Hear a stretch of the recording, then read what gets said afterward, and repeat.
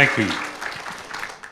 I'm happy this evening to introduce my dear colleague, Margaret Atwood. I first met Ms. Atwood many years ago at an international writers' conference in Lahti, Finland.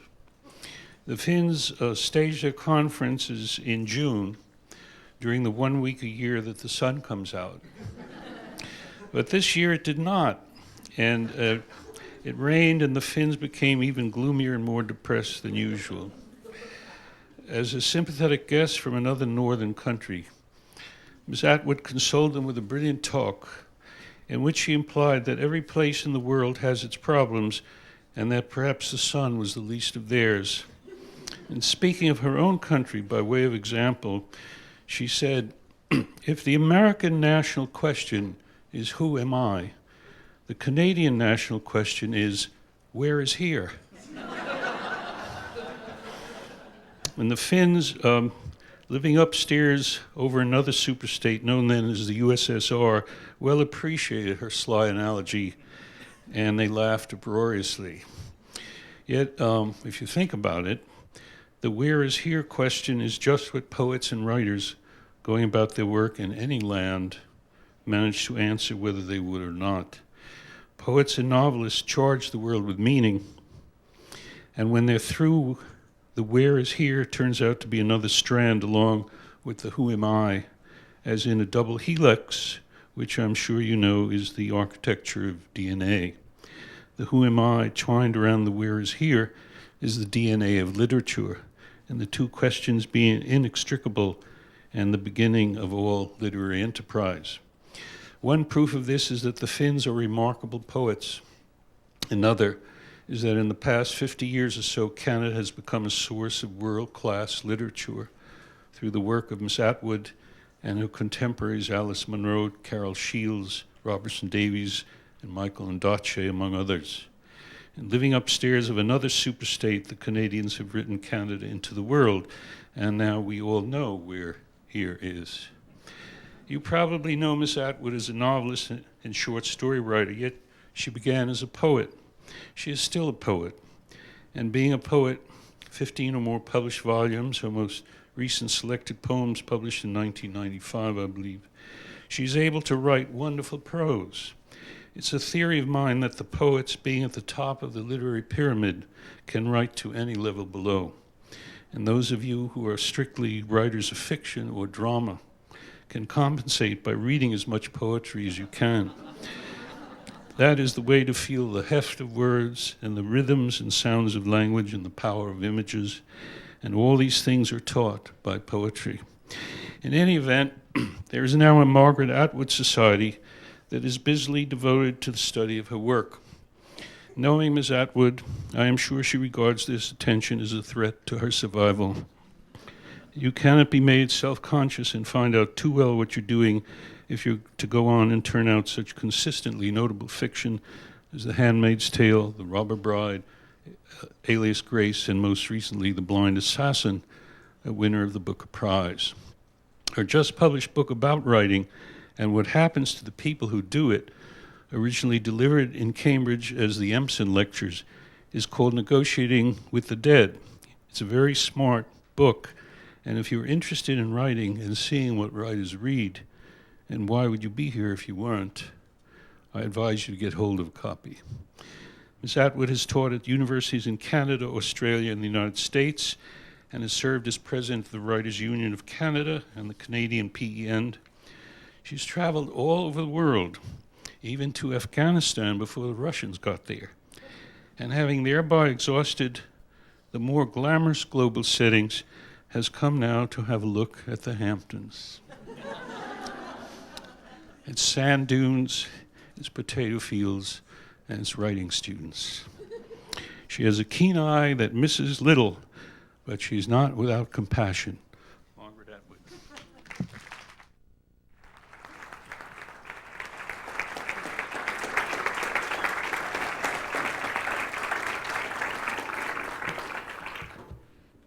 It's a great pleasure to be here and to see old friends, and we would hope make new ones, and see writers who've been around for a while, and see others who will shortly hit the, I will not say the fan, who will shortly hit the scene. Thank you for that wonderful introduction. During that very same trip to Finland, Mr. Doctorow delivered himself of the following piece of wisdom, which I've always remembered. He said, "They're not like us." And this was right, because as a Finnish person explained to me, the difference between American people and Finnish people is that American people do not believe you if you get very drunk and then express yourself of emotions, and then express your emotions. They don't believe you. They say, well, he was just drunk. Whereas in Finland, it's the other way around. If you express emotion when you're sober, they don't believe you. And it is necessary, if you want to do something really important, such as proposing to a woman, you must be very, very drunk, or she will think that you are insincere. And that is an important difference, which I hope you'll all remember when you go to Finland. And the other important thing to remember is that in Finland, inside the sauna, they have special sausages, which are sauna sausages, and if you go in there, you will be expected to eat them. So do not do this thing. I'm telling you now. I think I was supposed to, I think you were quite serious. And I hope people won't think that I have great, huge gobs of wisdom to deliver. Because usually those things are elsewhere. They're on pages. They're written down. If there is any, it's there. But I thought, what can I do that will sound kind of like that?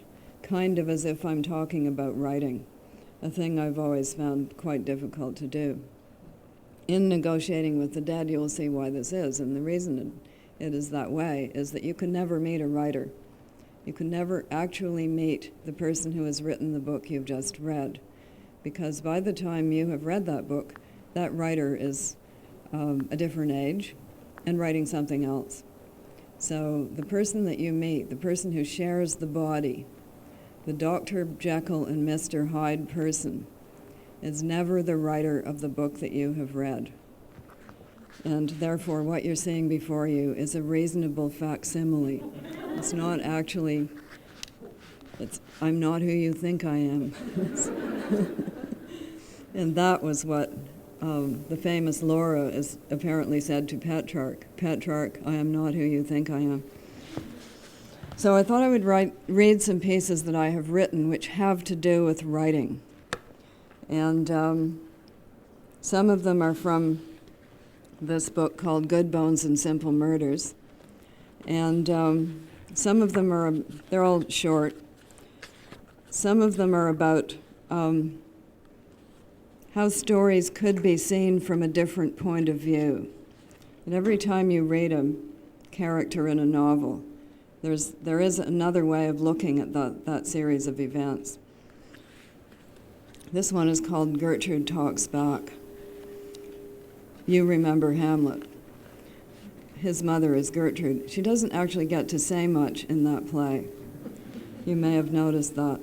My new theory is that Hamlet is about bad parenting. And every single person in that book is a bad parent. Every parent is a bad parent, including the ghost who appears right at the beginning, Hamlet's father. What does he say? He doesn't say, Hamlet, I've always loved you, I'm proud of you. I hope you will have a wonderful career and a lovely life. Instead, he says, me, me, me, me, me. Do something about it, I'm dead.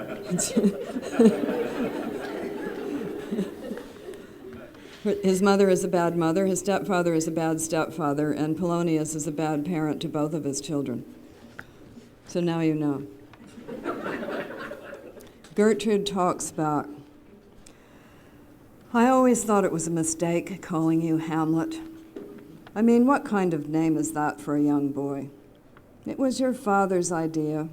Nothing would do but that you had to be called after him. Selfish. The other kids at school used to tease the life out of you. The nicknames and those terrible jokes about pork.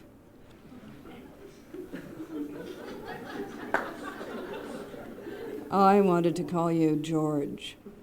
I am not wringing my hands. I'm drying my nails.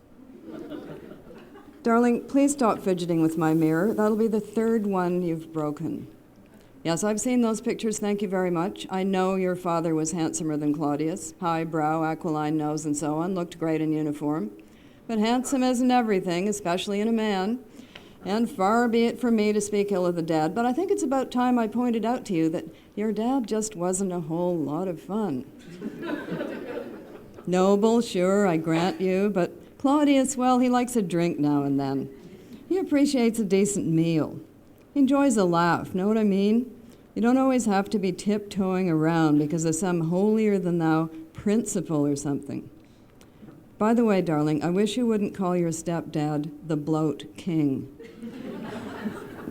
He does have a slight weight problem, and it hurts his feelings. The rank sweat of a what? My bed is certainly not enseamed, whatever that might be. A nasty sty indeed. Not that it's any of your business, but I change those sheets twice a week, which is more than you do, judging from that student slum pig pen in Wittenberg. I'll certainly never visit you there again without prior warning. I see that laundry of yours when you bring it home, and not often enough either by a long shot. Only when you run out of black socks. And let me tell you, everyone sweats at a time like that, as you'd find out very soon if you ever gave it a try. A real girlfriend would do you a heap of good. Not like that pasty-faced what's-her-name, all trussed up like a prize turkey in those touch-me-not corsets of hers. If you ask me, there's something off about that girl. Borderline. Any little shock could push her right over the edge. Go get yourself someone more down to earth. Have a nice roll in the hay. Then you can talk to me about nasty sties. No, darling, I'm not mad at you. But I must say you're an awful prig sometimes. Just like your dad. The flesh, he'd say. You'd think it was dog dirt. You can excuse that in a young person. They are always so intolerant. But in someone his age, it was getting, well, very hard to live with. And that's the understatement of the year. Some days I think it would have been better for both of us if you hadn't been an only child. But you realize who you have to thank for that. You have no idea what I used to put up with. And every time I felt like a little, just to warm up my aging bones, it was like I'd suggested murder. Oh, you think what? You think Claudius murdered your dad? Well, no wonder you've been so rude to him at the dinner table. If I'd known that, I could have put you straight in no time flat. It wasn't Claudius, darling. It was me.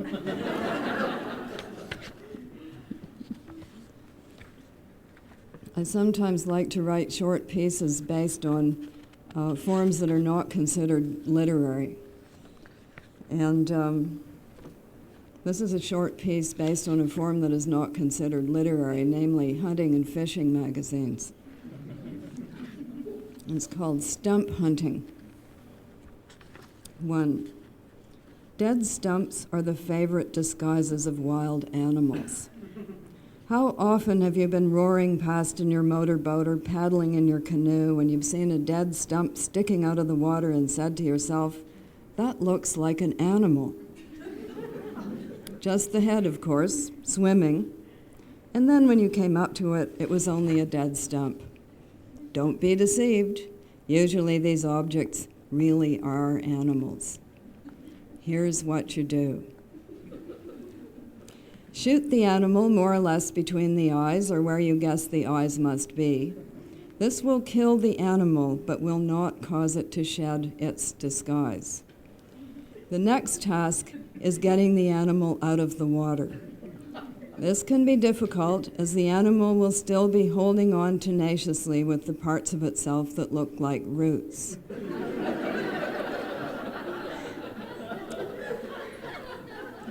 You may need a chainsaw, a lot of rope, and a powerful motor on your boat. When you have at last managed to chop and pry the animal loose, tow it to shore where you will have parked your car. No blood will be visible. Let the animal dry out a little. It will be doing a very good imitation of being waterlogged and heavy. Heave it onto the hood of your car or the roof of your van and rope it down securely. Drive it into the city. Other hunters with moose or bears or deer or even porcupines strapped to their own cars will shake their heads and laugh at you, but remember, the last laugh will be yours. When you get the animal home, butcher it in the backyard. Use the chainsaw again and a diagram of a cow. The animal will still look like wood, but don't be fooled. Wrap the steaks, ribs, and chops in freezer paper and put them in the freezer. If your wife questions what you are doing or makes disparaging remarks about your sanity, tell her to mind her own business. Conversely, quote from the Bible, "All flesh is grass." When you feel ready for a big meal of animal meat, take a steak from the freezer and heat up your charcoal or gas hibachi or your frying pan or grill. This is the moment at which the animal will be forced to reveal its true nature. Season the steak, we like a little barbecue sauce, and toss it onto the heat. If it remains wood, you've made a mistake.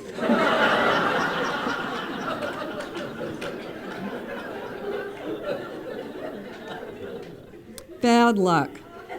You've picked the one dead stump out of 1,000 that is not really an animal. Try again later. 2. The favorite disguise of fish is oval stones lying at the bottoms of streams.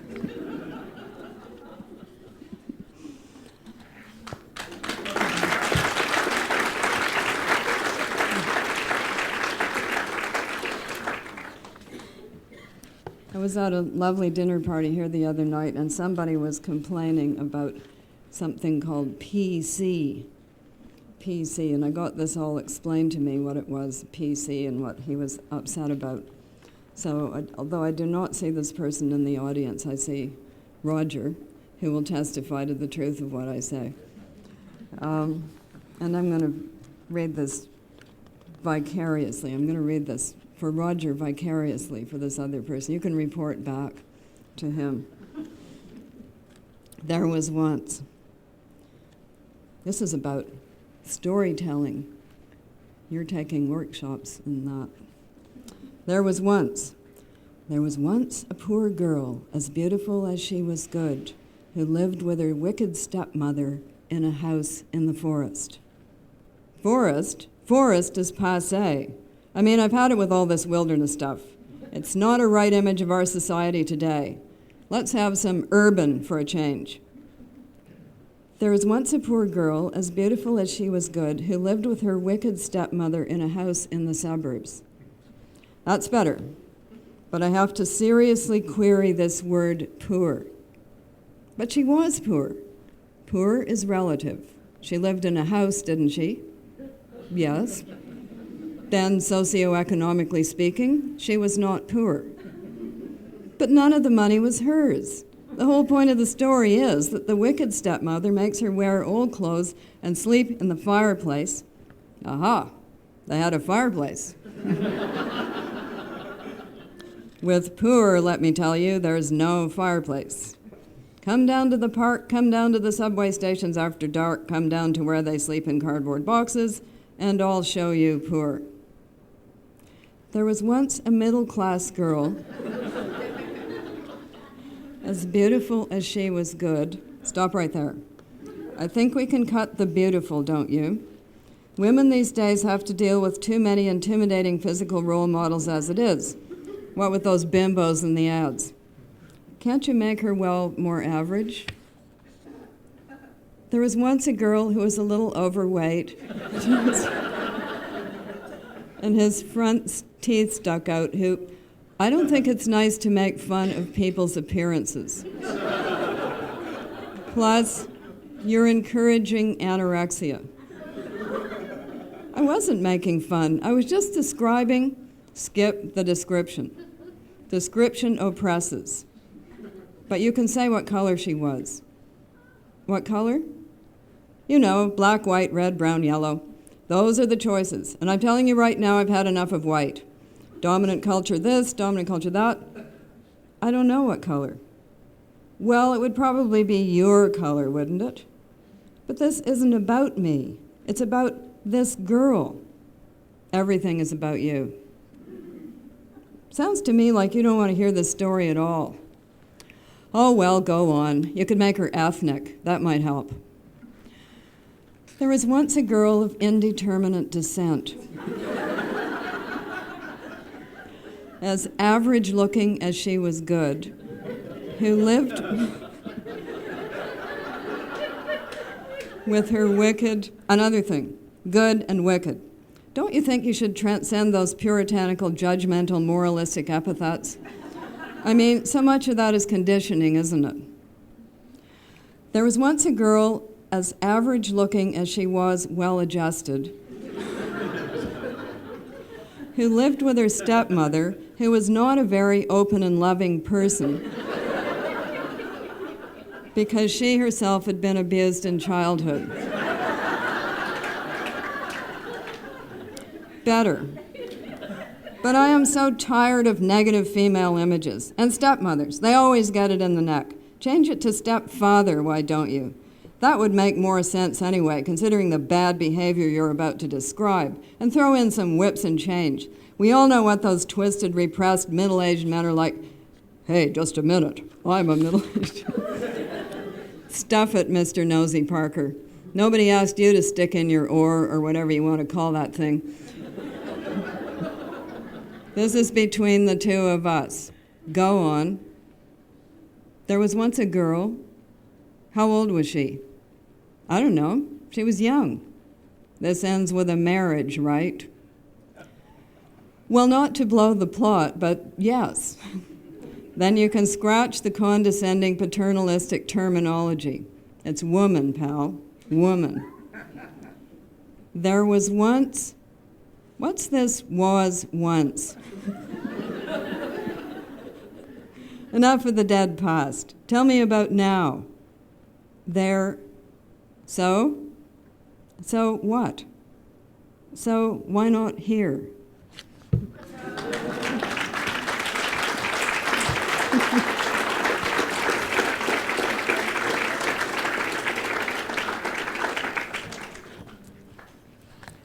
I'm going to read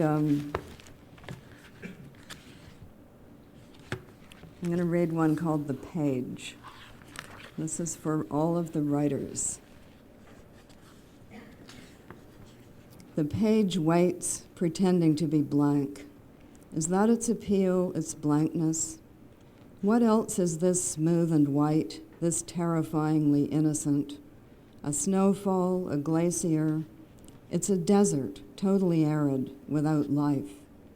But people venture into such places. Why? To see how much they can endure, how much dry light. I've said the page is white, and it is. White as wedding dresses, rare whales, seagulls, angels, ice, and death. Some say that like sunlight it contains all colors. Others that it's white because it's hot. It will burn out your optic nerves, that those who stare at the page too long go blind. The page itself has no dimensions and no directions. There's no up or down except what you yourself mark. There's no thickness and weight but those you put there. North and south do not exist unless you're certain of them. The page is without vistas and without sounds, without centers or edges. Because of this, you can become lost in it forever. Have you never seen the look of gratitude, the look of joy on the faces of those who have managed to return from the page? Despite their faintness, their loss of blood, they fall on their knees, they push their hands into the earth, they clasp the bodies of those they love, or in a pinch, any bodies they can get. With an urgency unknown to those who have never experienced the full horror of a journey into the page. If you decide to enter the page, take a knife and some matches and something that will float. Take something you can hold on to and a prism to split the light and a talisman that works, which should be hung on a chain around your neck. That's for getting back. It doesn't matter what kind of shoes, but your hands should be bare. You should never go into the page with gloves on. Such decisions, needless to say, should not be made lightly. There are those, of course, who enter the page without deciding, without meaning to. Some of these have charmed lives and no difficulty, but most never make it out at all. For them, the page appears as a well, a lovely pool, in which they catch sight of a face, their own, but better. These unfortunates do not jump, rather they fall, and the page closes over their heads without a sound, without a seam, and is immediately as whole and empty, as glassy, as enticing as before. The question about the page is, what is beneath it? It seems to have only two dimensions. You can pick it up and turn it over, and the back is the same as the front. Nothing, you say, disappointed. But you were looking in the wrong place. You were looking on the back instead of beneath. Beneath the page is another story. Beneath the page is a story. Beneath the page is everything that has ever happened, most of which you would rather not hear about. The page is not a pool, but a skin. A skin is there to hold in, and it can feel you touching it. Did you really think it would just lie there and do nothing? Touch the page at your peril. It is you who are blank and innocent, not the page. Nevertheless, you want to know nothing will stop you. You touch the page. It's as if you've drawn a knife across it. The page has been hurt now. A sinuous wound opens, a thin incision. Darkness wells through.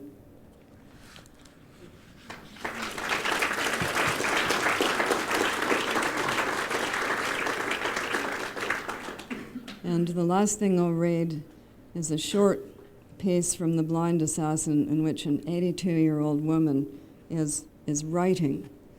This is again for the writers. She is finally going to write. She actually doesn't know exactly what she's going to write. She's just beginning at this point. But she's probably going to write a number of things that she's never talked to anybody about and has never written down. And here is what she does. Yesterday I went to the doctor to see about these dizzy spells. He told me that I have developed what used to be called a heart, as if healthy people didn't have one. It seems I will not, after all, keep on living forever, merely getting smaller and grayer and dustier, like the Sibyl in her bottle. Having long ago whispered, I want to die, I now realize that this wish will indeed be fulfilled, and sooner rather than later. No matter that I've changed my mind about it. I've wrapped myself in a shawl in order to sit outside, sheltered by the overhang of the back porch at a scarred wooden table I had Walter bring in from the garage. It held the usual things, leftovers from previous owners, a collection of dried-out paint cans, a stack of asphalt shingles, a jar half filled with rusty nails, a coil of picture wire, mummified sparrows, mouse nests of mattress stuffing. Walter washed it off with Javex, but it still smells of mice. Laid out in front of me are a cup of tea, an apple cut into quarters, and a pad of paper with blue lines on it, like men's pajamas once. I've bought a new pen as well, a cheap one, black plastic with a rolling tip. I remember my first fountain pen, how sleek it felt, how blue the ink made my fingers. It was Bakelite with silver trim. The year was 1929. I was 13. Laura borrowed this pen without asking, as she borrowed everything, then broke it effortlessly. I forgave her, of course. I always did. I had to, because there were only the two of us. The two of us on our thorn-encircled island, waiting for rescue, and on the mainland, everyone else. For whom am I writing this? For myself? I think not. I have no picture of myself reading it over at a later time having become problematical. For some stranger in the future after I'm dead, I have no such ambition or no such hope. Perhaps I write for no one. Perhaps for the same reason children are writing for when they scrawl their names in the snow. I'm not as swift as I was. My fingers are stiff and clumsy. The pen wavers and rambles. It takes me a long time to form the words. And yet I persist, hunched over as if sewing by moonlight. We're listening to Margaret Atwood at the 2002 Writers' Conference, live from the Duke Lecture Hall at Southampton College. We're at the question and answer period right now, and Margaret Atwood. So we get to have a question and answer, and you get to do the questions, and I get to do the answers. We could do it the other way around. I could say, "Why are you here?" And then we would hear lots of stories. So if you have a question, now is the time.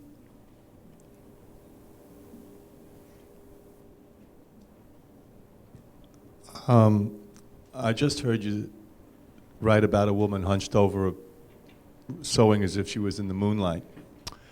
How do you feel when you write something that is just so right? How does it just jump at you more than the rest of the paragraph? Well, no. How do I feel? Sometimes you write things you think are pretty good, and they don't fit. They don't fit where you've put them. And then ultimately, you have to take them out. I don't throw those things out because my parents went through the Depression and they saved string. They also saved rubber bands and pieces of tin foil and just all sorts of things. Like you weren't supposed to throw things out, so I don't throw them out. I put them in a drawer.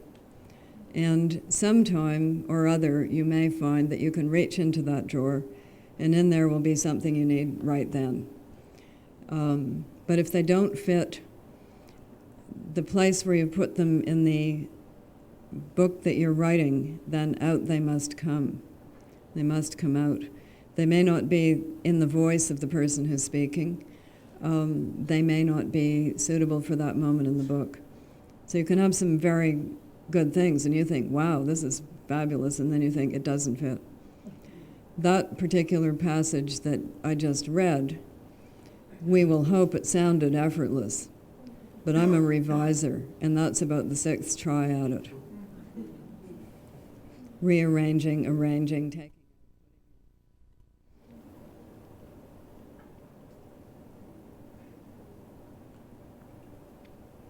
Yes.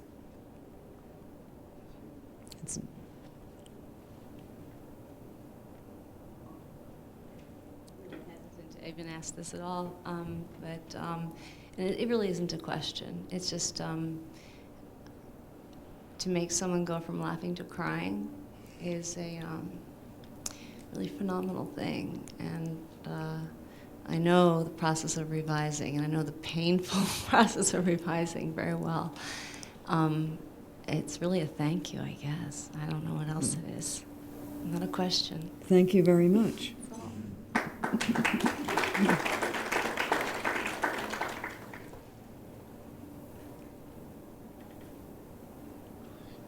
You mentioned earlier that you're not the person who wrote the book.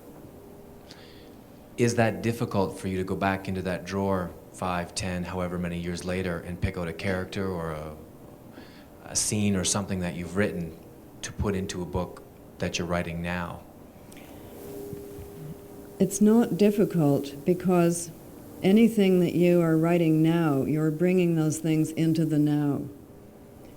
Just as, I mean, my text would probably be Krapp's Last Tape, that play by Beckett, in which it's just one character and a tape recorder. And we hear him recording some of his life into the tape recorder, a certain incident, and then we hear him some years later. That tape recording that he made in the past, in the time that is now the past, he has brought into the present, but he has a different relationship with it. And that is the play. By the end of it, you're practically flat on the floor. So it's not a question of when you wrote it. It's a question of what it's doing in your life now. Now, possibly it doesn't belong in your life now, and then you put it back in the drawer, but you have the same relationship with your family photograph album, if supposing there is one. You had a different relationship to those pictures of yourself as a baby when you were 10 than you did when you were 20, and then you will have when you're 70, because you have changed. The picture is the same picture, but what you see in it is different. And the seeing in it, the seeing into it, is happening in the now, in now time. It's the same thing. It's not how long ago it was. It's what are you doing with it in your life now? Every person who writes historical fiction goes through this process. Yes? Yeah. I hope this comes out right. I was curious to hear you talk about the revision process because you're so prolific and you're writing. Thank you. Appears to be so stream of consciousness, and what I really wanted to ask about is your first draft process. I was just so curious when you said that you had revised this so many times. You know, how do you go about the first draft? My first drafts are horrible. There's no other way of describing them. And they aren't even first drafts because I don't write one first draft all the way through before I start revising. It's more like a kind of roller coaster process. I never learned to touch type for reasons that have to do with the fact that I foolishly took home economics. Instead of, well, who knew? I didn't know I was going to be a writer. It was the days of home economics, and the detail you will read in Negotiating with the Dead that I was our high school's entrant in the Consumers Gas Miss Homemakers contest. I didn't win, but I got a very nice Dingle Bell bracelet out of it. What did we have to do? We had to cook a gas meatloaf. We had to iron a shirt with a gas iron and some other gas thing we had to do. The meatloaf, the green peas, and the baked potato. I remember them well. Anyway, so I know all of those things, but I never, therefore, learned to touch type because the people who went into secretarial sciences were terrifying to me. They wore their boyfriends' black leather jackets and had very thin eyebrows, and they smoked in the washroom. And I was underage. I mean, I wasn't a child bride, but I was a child high school student. I shouldn't have been there. Anyway, that's old history. What it amounts to is that I can't type. So I write in handwriting, and then someone heard my prayers and invented computers. Because before then, I had to do it on a typewriter, and I made lots of mistakes. And we all know what those led to. They led to the little white bottle with the brush, and the little strips that you typed the sentence on and then painstakingly glued it over the top of the line. Well, that is all gone now. Now we have the green and red squiggly lines, and I get on much better with them, and with the little man who waves at me from time to time. No reason that I've ever been able to figure out. I don't know what it is that I do that causes him to appear. It's nice to have company. So I transcribed my handwriting, which is very bad handwriting. It's another thing I never learned to do. I was never good at making all of the A's the same size as we wrote with our scratchy little steel pens and our blue blobby bottles of ink. I'm very old. So, no, I draw, this sounds very crazy. I draw pictures. And I draw diagrams, and sometimes I draw maps of rooms, and sometimes I draw pieces of furniture. But when I go into a book, I have no outline. I tried having an outline once. I thought I would be methodical and do things the way you were supposed to do it. And I made a filing card system. And each character had a filing card with a symbol on it showing that it was that character's card. And there are going to be 8 characters in this book, and the book was going to have 5 sections, and therefore there were going to be 40 chapters. Don't laugh that way. So I made the filing cards, and I felt I was very virtuous. And then I started writing the book, and I got to about page 200, and I'd only been twice through the filing cards, so sections 1 and 2, and nothing had happened. No events had yet taken place. I had lots of description of these people. I knew all about what they had in their cupboards and what sorts of shoes they had and what they had for breakfast. You know, I knew everything about them, but they hadn't done anything. And I couldn't figure out what their relation was to one another, what they were doing in each other's lives. So that was the wrong way for me to write a book. And the only way that I can do it is stumbling around in the dark, starting with something in my handwriting which is bad, and nobody else can read it, so it's no point saying, why don't you get somebody to type this for you? So then I type it out and I read that. I have to print it out. I read it. And then I see whether I can go on from there or not. And that's how it goes. But it is a lot of revision and a lot of taking the wrong path. Have you ever been in a maze or even had those books of mazes that you had as a kid where you're supposed to follow through the one clear path to get to the thing in the middle? Well, that's what it's like, because you go down you take the wrong turn. Then you have to turn around and come back, retrace your steps to the last place where you knew where you were. You can get lost in your own text quite easily. You can go off on tangents. You can find sometimes wonderful discoveries. You find things you didn't know were going to be in the book, or a different character. You had no idea. And suddenly here is this completely new person. And sometimes these old people who are already in the book have to go. They have to leave. This book I started 3 times. First time the old lady was dead. Other people were discovering her through her hat box, which she had left with things in it. And that didn't work. Threw it out. Away went the hat box. Second time I started it, she was alive, but she was in the third person. Other people were discovering her through this time a suitcase. You see, the hat box got bigger. What was in the hat box were some letters. What was in the suitcase was a photograph album. That only lasted a couple of weeks. So away that went, although a photograph stayed. And then finally the character began speaking for herself, and that was the only way that I could continue with the book. The hat box and the suitcase became the steamer trunk that you will now find in the book. And everything that is in the steamer trunk is there now, to this very day, by which you know that I've told you the truth. Okay, maybe one more. Hi. I'm glad I have excuse me. I'm glad I have at least one thing in common with you. Only in Ireland we call it domestic science. But and I also hate that little man who can help, because it makes me feel inadequate before I begin. Oh, you should feel that he's cheering you on. I'll think of it that way. I was also very glad of the idea of a knapsack of ideas to pull things in and out of, because my husband will hate you because I save too much as it is. But my question really is, and this applies, I guess, more to poetry, do you not feel that there's a flow and a sound? And if you start doing this patchwork thing of putting things in and out, do you ever find, even with your experience, that it's like a house of cards. Flow is wonderful, if you can get it.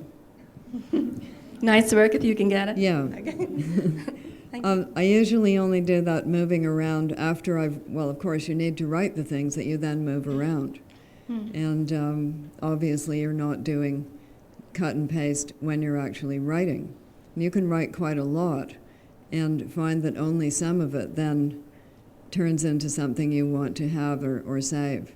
And I don't save everything. I throw out too. Some things are just too horrible. I throw them out. Though I notice in going through my old papers that I've probably it was probably a mistake to save that story I wrote when I was 17, in which the girl ends up by strangling her hamster. I think I've got to get rid of that pretty soon. Okay. So I don't save everything. And of course, you want to be able to write, and if you can, you stay with that toboggan ride as long as you Right. can.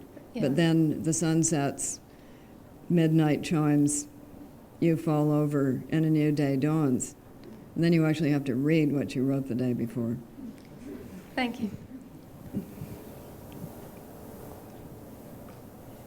And I think that should be the last question, and I will say thank you very much. It's been a great pleasure.